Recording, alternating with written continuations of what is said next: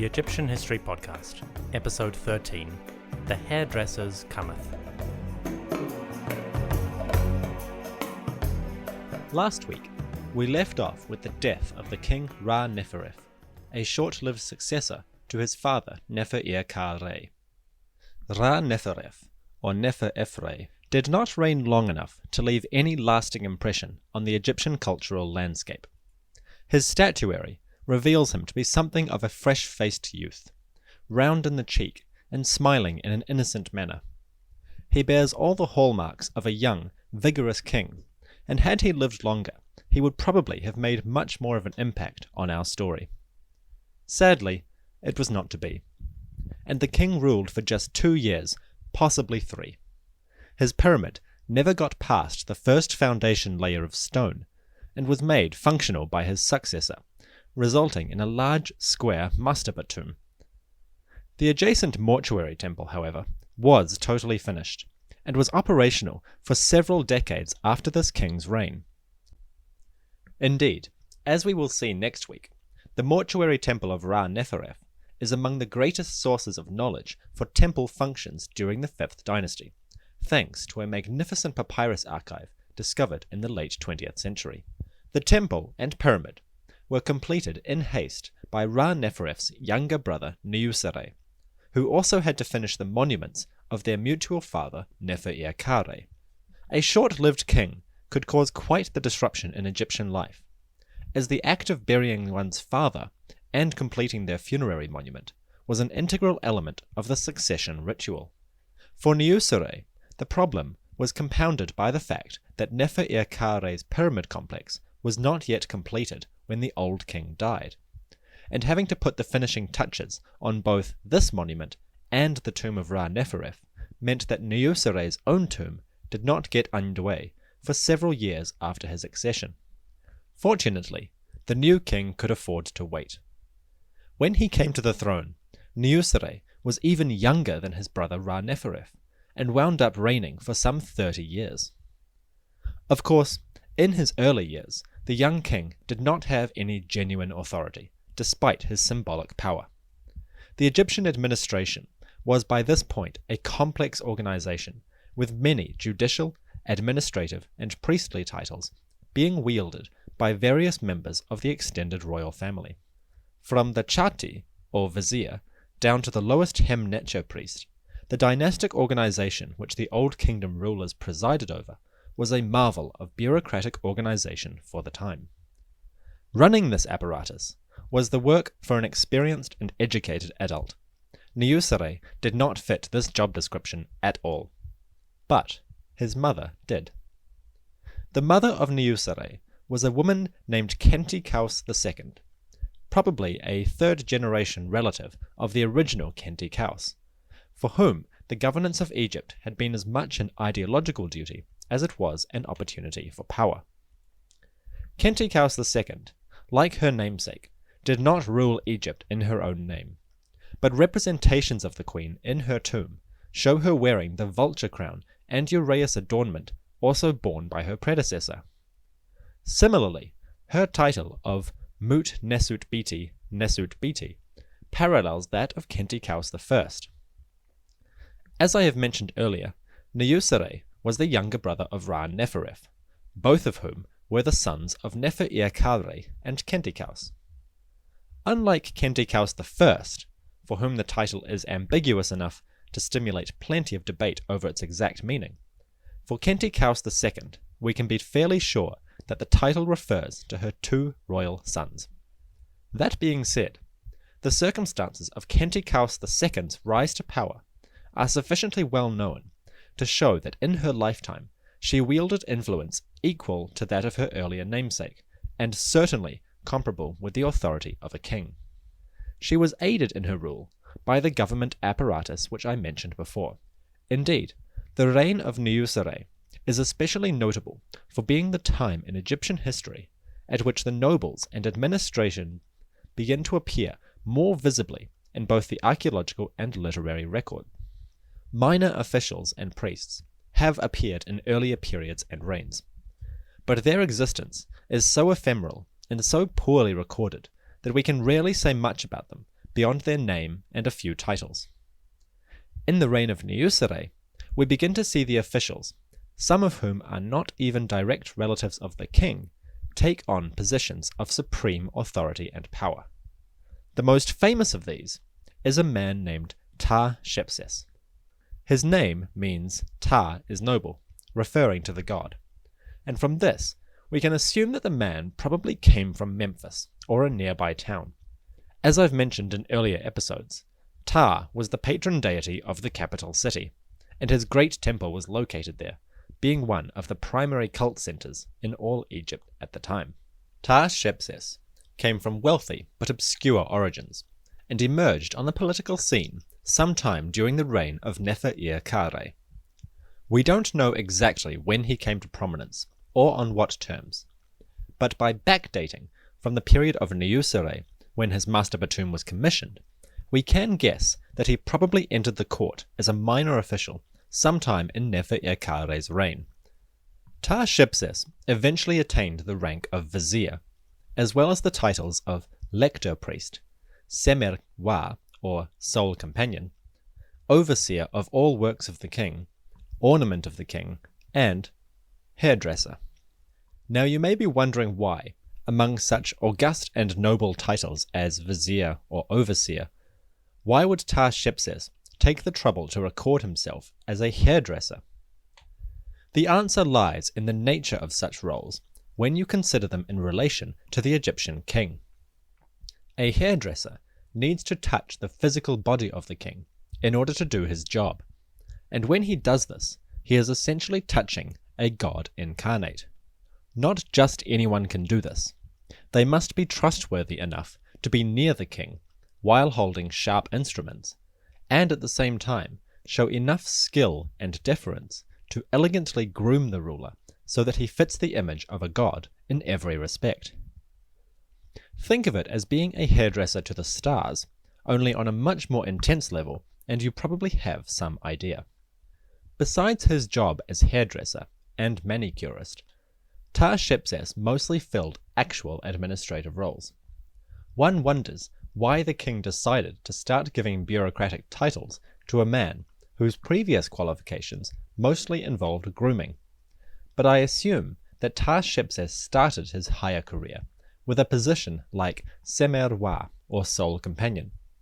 Though we do not know the exact functions of this title during the 5th dynasty, it seems reasonable to guess that a companion remained close to the king at the royal court. They would have been privy to many of the daily concerns brought before the king, and interacted extensively with the administrative officials of the court. It would be a good stepping stone on the road to achieving both economic and administrative literacy, both of which were imperative for the country's continued stability. Of course, actual literacy was also very important, and Ta-Shepses must have learned hieroglyphs at some point during his early career if he wanted to attain the highest posts in the land. I will discuss the importance of writing from a psychological and social standpoint next week, but suffice it to say that the Egyptians held writing to be more than simple words and numbers. Hieroglyphs had an intrinsic magic for these people, and to be literate was to be in communion with the divine nature of the cosmos. In order to adequately serve as a vizier, or as overseer of works, I would suggest that Ta-Shepses was at the very least basically literate, though he certainly would have relied on scribes for the majority of his document writing. Over the course of his career, which lasted approximately 3 decades, Ta-Shepses acquired the highest offices he could possibly attain without being the king himself.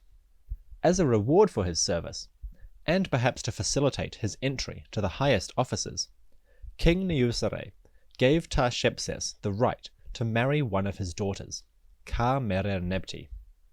Since the king was so young when he came to power, no daughter of his would have been old enough to marry and bear children for at least the first 15 or so years of his reign.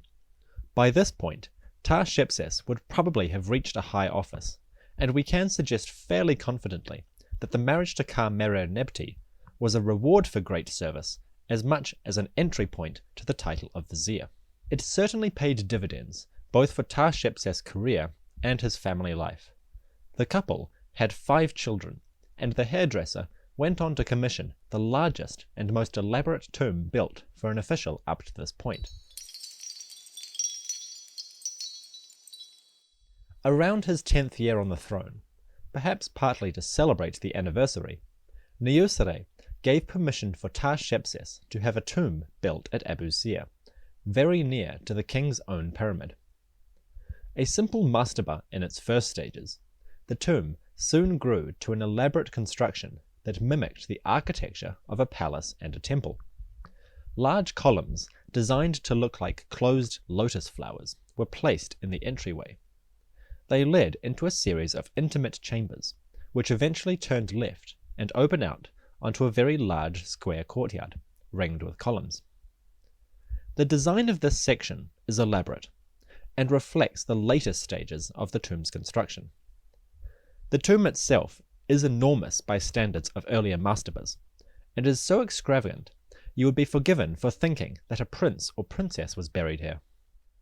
Indeed, Ptah-Shepses' mastaba tomb is actually larger than those of princes and princesses buried nearby. The tomb replicates what we suspect many small cult chapels and temples of the Old Kingdom may have looked like. The columned courtyards would certainly be common at the time, as would the enclosed sanctums and offering rooms of the inner area. The enormous facades and grand porticos of Karnak, which are now synonymous with the idea of Egyptian temple building, only began to appear in the New Kingdom. At the time of Ptah-Shepses, enormous temples are unknown, and though the Temple of Ptah at Memphis may have been quite large, nothing survives to indicate that it was anything near as large as later cult centers. Ptah-Shepses' mastaba also has an additional feature that really makes it stand out from others of the time, and, indeed, from most non-royal tombs full stop. Similar to the royal pyramids of Giza, and the Sun Temple of Niuserre, which would have been under construction at the time, the mastaba of Ptah-Shepses features an area designed for the burial of a ship. Now, we discussed the boat burials of Khufu way back in episode 7, when the king placed large wooden ships in specially dug pits to provide him with a celestial conveyance in the next realm. The ships were intended as replicas of the sun god Re's own ship, which sailed across the sky during the day and through the underworld at night. Ptah-Shepses' mastaba is the only monument not built for a king that has one of these boat pits added on. The intention, of course, was not for Ptah-Shepses to join the king in the sky, but rather to give him prominence in the afterlife above that of the ordinary man. It tells us that besides Niuserre and his mother Khentikaus II, Ptah-Shepses may have been considered the most important man in the kingdom. Not bad for a hairdresser from Memphis. Whether he was a great man in the historical tradition or not is unfortunately not something we can ever determine during the Old Kingdom. From the New Kingdom onwards, we gain enough of a sense of rulers and their personalities and ideologies to make value judgments on whether a ruler or an official was a great person. Unfortunately, in the Old Kingdom, we just know too little of their lives, and too little of what they believed around the world around them, to get a handle on how they should be judged. But we can take a stab at it. Ptah-Shepses lived and governed in the shadow of a long-reigning monarch and his mother. The monarch, Niuserre, was heir to a tradition already many centuries old, a tradition that mandated each ruler to uphold the cosmic order and push back the tides of chaos that threatened to engulf creation in a moment of weakness. Imagine growing up in a world where every day you are reminded that there is a man living either just up the road or just up the river, for whom every day is a matter of preserving reality itself. Not just Egypt, not just the planet Earth, but the very fabric and nature of the cosmos. How would that feel? How would you perceive your place within that world, knowing that there is a mortal man who is simultaneously immortal and supremely powerful? one that sits on a throne established by his father before him, and his father before him, and his father before him, all the way back to the day when gods themselves ruled on earth and shattered the forces of chaos. If this sounds like the workings of a dime-a-dozen fantasy novel, now you know where the basic fundamentals of those fantasies come from.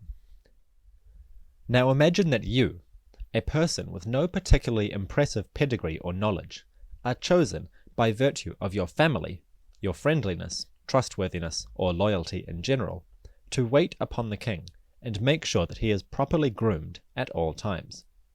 When this king dies, you take over the same duties for his son, a mere youth, but still the incarnation of the most awesomely powerful and fundamental principle that there is: kingship.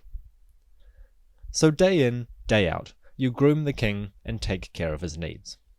Then, one day, he summons you to tell you that you will henceforth act not only as a courtier and companion, but as an official trusted to govern one of the many important sectors of the royal government. From then on, it's just one step up the ladder after another, until you serve as the highest official in the land, and, just to sweeten the deal, the king actually lets you marry one of his own daughters. Talk about doing well for yourself. I think it is fair to say that, like Imhotep or Metjen, Ta-Shepses is one of those few men in the Egyptian historical record who step forward from the shadow of their royal patrons and demand our attention in their own right. In that respect, we might refer to Ta-Shepses as one of the earliest great men in Egyptian history. Having said that, I have some issues with the historical approach that puts too much emphasis on great men, at the expense of wider social movements and issues. For starters, of course, it rather neglects the fundamental role of women in world history. Secondly, it ignores the underlying psychological and social movements which tend to push so-called great men into the limelight and into the annals of history. That is to say, a man like Ta-Shepses probably strove mightily for his success, and deserved a lot of it. But he was also the benefactor of a patron with power unlike any other, and his ability to move into the royal family at all was the result of a social trend that had been in development ever since the 4th dynasty. Since we discussed the economy of Egypt back in episode 8, the wealthy, non-royal families like Metjen had been quietly going about their business. The royal family continued to call upon them for services and reward them appropriately when they fulfilled their obligations to the crown. But there was usually a limit to how far these non-royal family members could advance in the social hierarchy, and it certainly stopped well before the title of vizier.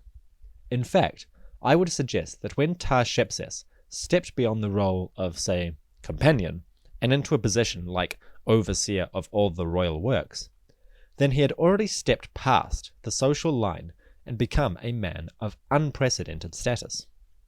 Of course, people closely related to the king, down to about the level of, say, second cousin, had always had priority for fulfillment of top government positions. As the 5th dynasty progressed, however, the door to high office was slowly opened a little wider and a little wider, until there was just enough space for a man like Ta-Shepses to step through, at the king's invitation, of course. So is Ta-Shepses the first great man to emerge within the 5th dynasty narrative?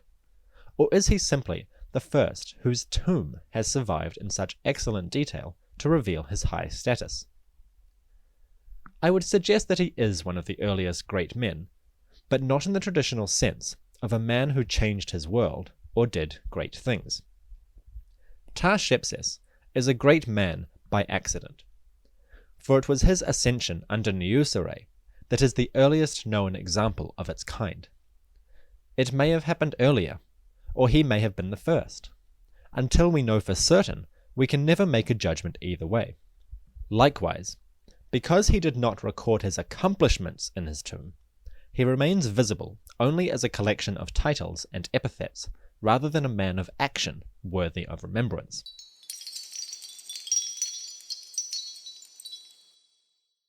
Ta-Shebses was not alone in his role as hairdresser and manicurist. There were two other men who served in this role during Niuserre's reign, probably after their colleague went on to higher office. Their names were Ny-Ankh-Khnum and Khnum-Hotep, meaning one who possesses the life of Khnum, and Khnum is satisfied. They are also Egypt's earliest known homosexual couple. Ny-Ankh-Khnum and Khnum-Hotep were buried together in a magnificent tomb at Saqqara. On the walls of the tomb, they are represented embracing, holding hands, and sitting together before offering bearers, while one places his arm around the other. They laid out instructions on the wall of their tomb that their families, wives, children, parents, were not to interfere with their dual burial, in much the same way that heterosexual married couples presented their wishes in their own tombs. Now, there is some debate over the nature of these men's relationship, with some historians arguing for the two being brothers. I don't subscribe to this argument, and I'll tell you why. The representation of the two men features many aspects of a gendered representation. That is to say, one of these men is often represented in a position or performing an action usually associated with a wife. I don't mean sexual acts or anything of that nature. What I mean is that Khnum-Hotep is often shown being led by Ny-Ankh-Khnum by the hand, in the manner usually occupied by a husband leading his wife. Likewise, he is depicted smelling a lotus flower, the only example from before the New Kingdom in which a man does this. Traditionally, lotus flowers are always seen in the hands of women. Ny-Ankh-Khnum sits before Khnum-Hotep in the offering scene, while the latter places his arm around the other in a gesture usually performed by the wife or goddess attending to a man. All the imagery thus far represents a relationship in which Ny-Ankh-Khnum treats his friend much like a wife. In another relief, which is a banquet scene, the wife of Ny-Ankh-Khnum has been erased from the finished product and plastered over. This was done before the tomb was completed, suggesting that the owners deliberately had the scene changed to show only the two of them at the banquet. At the other end of the table, Khnum-Hotep sits, and there wasn't even space for his own wife to be depicted at all. Beneath the banquet scene, a group of musicians play, and the conductor tells them to play the song about the two divine brothers. This is a reference to the myth of Horus and Seth, which I mentioned way back in episode 2 as a myth evolving out of the political conflict between Khasa Kemwe and Peribsen. The myth remained a popular one throughout Egyptian history, and included a section which I rather glossed over in my more political reading of the tale. Part of the Horus and Seth myth was the sexual interaction between the two protagonists. In one version of the tale, Horus is essentially raped by Seth after a banquet, for which he takes Seth to court. But in another much earlier version, Horus and Seth copulate together willingly. Sexual acts aside, the reference to a song about the two divine brothers probably refers somewhat humorously to this myth, and more specifically to this part of the myth. Other images of the couple show them embracing face to face, their noses touching and the knots of their belts touching as well. Through such imagery, the nature of their relationship is conveyed subtextually. In other words, what we have here is the loving relationship between two men who represented themselves in the manner of a husband and wife couple. Critics of this representation are not necessarily homophobic, and we shouldn't dismiss their conclusions outright. Indeed, Ny-Ankh-Khnum and Khnum-Hotep are often referred to by the Egyptian word sen, which is traditionally translated as brother. However, and this is very important, translating this word sen as brother is a very simplified form, which does not always carry the sibling connotations we use today. The word sen is derived from the word for two, and in that sense, the word actually conveys the idea of the individuals being alternates of each other. The idea is far more complex than simple brother, and carries a host of metaphorical meanings that suggest that the two individuals are connected by personality and affection as much as anything else.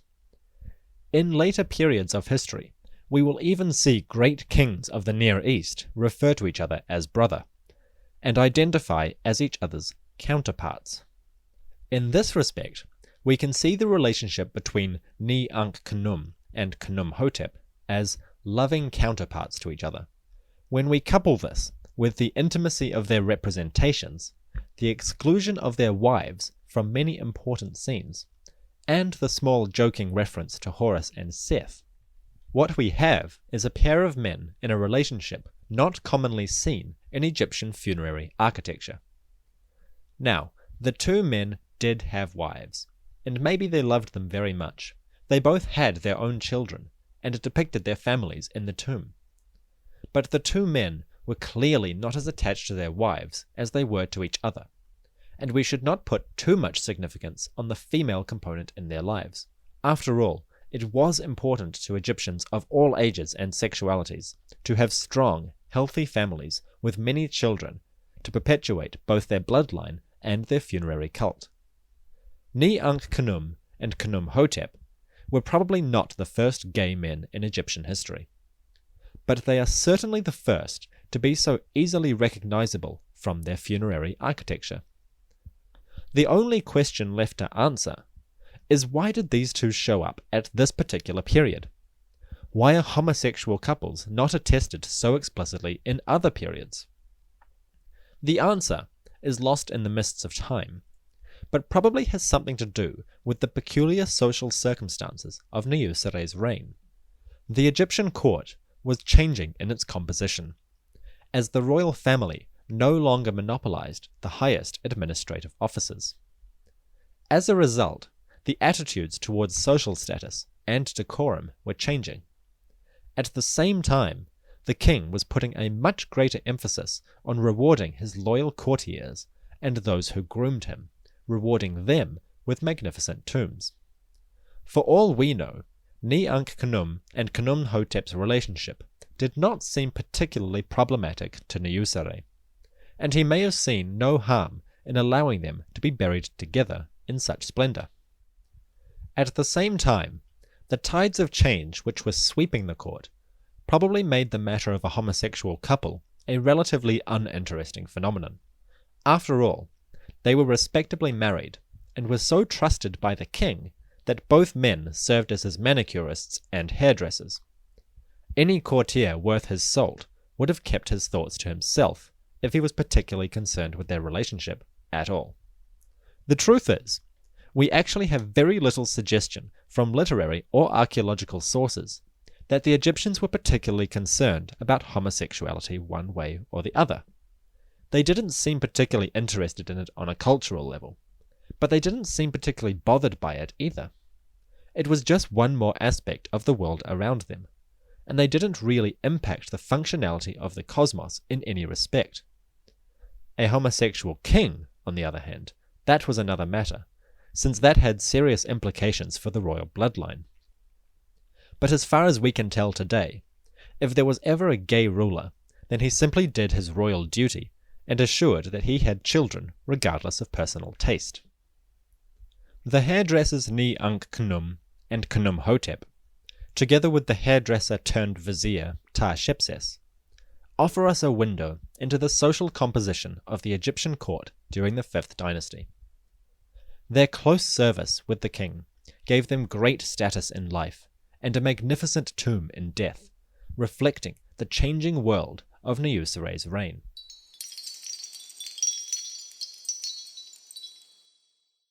Next week, we will discuss the king himself and the queen regent, Khentikaus II.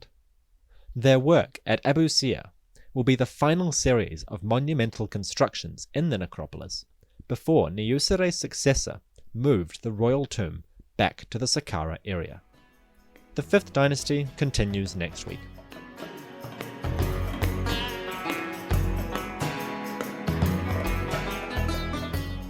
Hello folks, Dominic here with a brief epilogue. The episode you just heard was written in 2012 and recorded in 2013. In the years since, there has been new scholarship on the two men, Ny-Ankh-Khnum and Khnum-Hotep. In 2016, a pair of scholars named Linda Evans and Alexandra Woods published a study of these men and their tomb. The article appeared in the Journal of Egyptian Archaeology, and it discussed another hypothesis regarding Ny-Ankh-Khnum and Khnum-Hotep's relationship. Evans and Woods reassessed notable images from the tomb, and they also examined some of the overlooked or lesser-known scenes. Most notably, the scholars identified a consistent pattern of mirroring. Ny-Ankh-Khnum and Khnum-Hotep appear in many scenes which present an identical mirror image of each other. For example, in one scene, the two men appear riding on the backs of donkeys. The two groups face each other, and artistically, both the humans and the animals present a one-to-one mirror image. Other scenes repeat this pattern. When the two men go fishing or hunting for birds, we frequently find their actions doubling, providing a mirror of one another. The animals, likewise, pair up in a way that suggests identical, matching scenes. Reviewing these images, and many other aspects, Evans and Woods discussed the idea that Ny-Ankh-Khnum and Khnum-Hotep were brothers, but not any old brothers. They may have been identical twins. Identical twins are rare in human populations. Out of every 80 births, one birth, on average, produces fraternal twins, twins that are born at the same time from the same mother, but not identical. Identical twins, who are genetically matched, are extremely rare. But of course, they do happen, and it's possible that in Old Kingdom Egypt, a pair of identical twins were viewed as something quite extraordinary. Evans and Woods lay out a detailed, thorough examination of the evidence. They note how the artistic scenes frequently mirror each other down to the smallest details. They also note that several images from this tomb are unique, or at least unique for the time period. Finally, Evans and Woods note how features of the men's careers, their job titles, and even their names speak to a parallel, matching sense of identity. In other words, the details of Ny-Ankh-Khnum and Khnum-Hotep's lives, the features they included in their tomb, point to a sense of the men as very similar, or even the same person. That might reflect a relationship of physical similarity, or even identical appearance. The argument is detailed, and I've only skimmed the surface here. In the future, I will come back to this episode and do a thorough rewrite, re-examination, and all that. For now, if you would like to read Evans and Woods' study for yourself, you can do so for free. The pair have uploaded their article titled Further Evidence That Ny-Ankh-Khnum and Khnum-Hotep Were Twins on the website academia.edu. You can read it or download it for free to peruse at your leisure. It is a fascinating study. I recommend it. If you want to read the article, just follow the link in the episode description. I have also added some other titles available on Academia which cover similar topics. If you are interested in the scholarship of this pair, or queer histories in ancient Egypt, that is a good starting point to learn more. I suppose you may be wondering, has this study changed my opinion of Ny-Ankh-Khnum and Khnum-Hotep? Sort of. In 2023, when I'm writing this epilogue, I do think their relationship is more ambiguous than I did 10 years ago. They may indeed be identical twins, but the argument for a homosexual couple still has some merit. Of course, we're never going to know for sure. We can only interpret the evidence as it appears. For now, I'll say that my assessment is uncertain.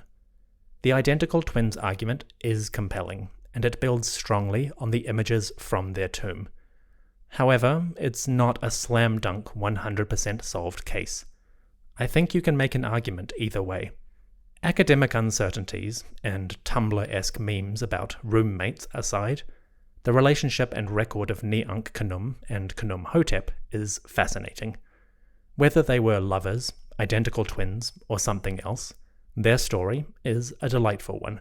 Two men whose relationship superseded all others in their life, who cared deeply for one another, and who, in many respects, presented the image of a single being split in two bodies. Ultimately, the best we can say is that they loved one another, and that is a story worth telling. The tomb of Ny-Ankh-Khnum and Khnum-Hotep is located at Saqqara, and it is open to the public. If you are visiting the Great Necropolis, just head down the hill from the Pyramid of Unas. Follow the paved road or causeway, and you will pass several beautiful tombs. About halfway down the hill and on the left, you will find Ny-Ankh-Khnum and Khnum-Hotep. Their tomb is marked as the Tomb of the Brothers. Make of that what you will. The monument is beautiful, and it's often overlooked by the tour buses that flock to the step pyramid. It's a short walk, about 5 minutes, and it's well worth the effort. So if you're in the area, stop by and see these men for yourself. That's all from me. On to the next episode. Take care, and may the great creator god, Khnum, fashion wonderful blessings for you and those you love.